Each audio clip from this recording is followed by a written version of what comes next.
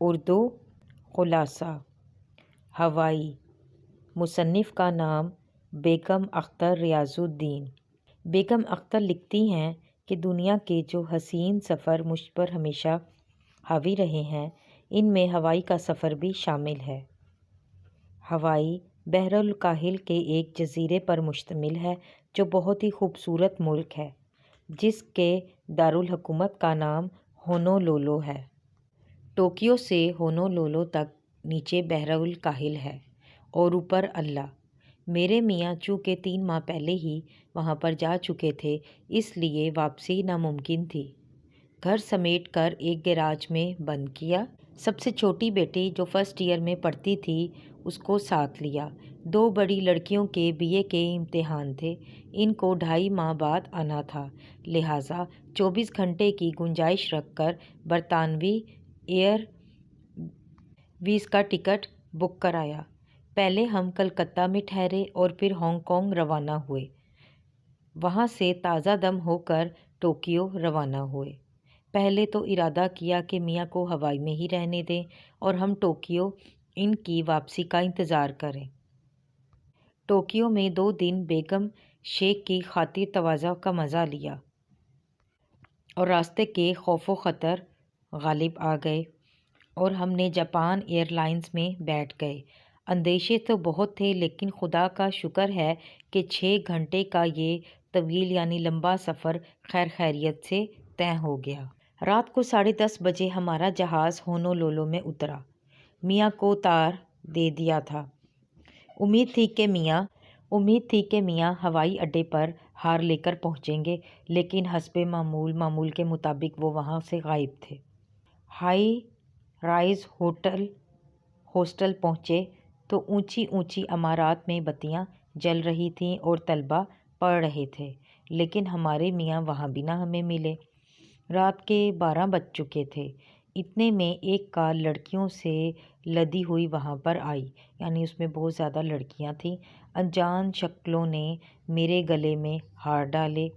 ایک اور کار میں گٹار پر کچھ نوجوان تھے جو ہوائی گیت گاتے ہوئے اترے۔ ان کے ساتھ ہی ہمارے میاں مسکراتے ہوئے چلے آ رہے تھے۔ بہرحال ٹیکسی پر بیٹھ کر گھر پہنچے۔ مجھے گھر دیکھنے کا شوق تھا لیکن میاں صاحب ٹالتے رہے کیونکہ گھر کے ہر کونے میں منو کوڑا اور گرد و غبار تھا۔ میلے کچیلے کپڑے اور بکھری ہوئی چیزیں پڑی تھیں۔ رات کو 2 بجے تک ادھم مچتا رہا، یعنی شور ہنگامہ ہوتا رہا۔ آخر میں ہم تھکے ہارے سو گئے۔ معلوم نہیں کب اٹھے، میاں دفتر جا چکے تھے۔ زندگی میں پہلی دفعہ ناشتہ خود بنایا تو آٹے دال کا بھاؤ معلوم ہوا۔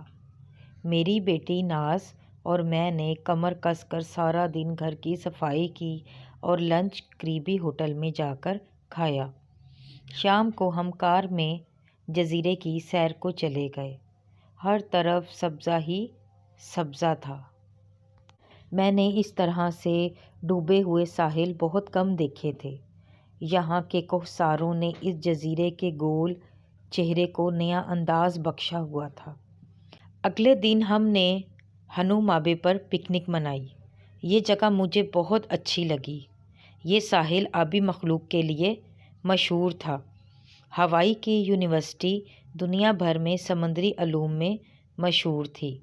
اس شام ہم گھر کا سارا سودا لینے سپر مارکیٹ گئے۔ یہ مارکیٹ امریکی سرمایہ داری کا مکمل مظاہرہ اور امریکی طرز حیات کا بنیادی قلعہ تھی، یعنی یہاں پر کھانے پینے کا اور سب چیزوں کا سارا سامان ملتا تھا۔ ساری انارکلی اور مال روڈ کی دکانوں کا سامان اس کی ایک پلیٹ میں سما جائے۔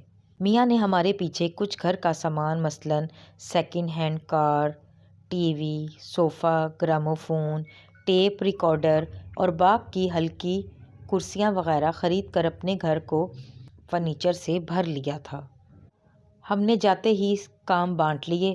میں کھانا پکاتی، بیٹی صفائی کرتی اور میاں ڈرائیوری کرتے تھے۔ 2 دن کا اکٹھا کھانا پکا کر فریج میں رکھ لیتی اور جگہ جگہ سیر پر خود نکل جاتی تھی۔ ہونولولو کے ہما رنگ پہلو دیکھنے کا موقع ملا۔ ہوائی میں امریکہ کی مرکزی حکومت نے ایسٹ ویسٹ سینٹر کے نام سے ایک عظیم الشان مرکز کھولا ہے جہاں مغرب اور مشرق کے علماء مدعو کیے جاتے ہیں جو سینئر اسکالرز کہلاتے ہیں۔ ایسٹ ویسٹ سینٹر اور ہوائی کی یونیورسٹی میں یوں تو عرضی قربت ہے لیکن ازلی رقابت بھی ہے۔ امریکہ کے بہترین پروفیسر اور اعلیٰ ذہین سردی اور گرمی میں لیکچر کے لیے بلائے جاتے ہیں۔ طرح طرح کی نمائشیں، فلمیں لگتی ہیں اور جشن منائے جاتے ہیں۔ اس مرکز کا ایک جاپانی باغ قابل دید ہے، یعنی دیکھنے کے قابل ہے۔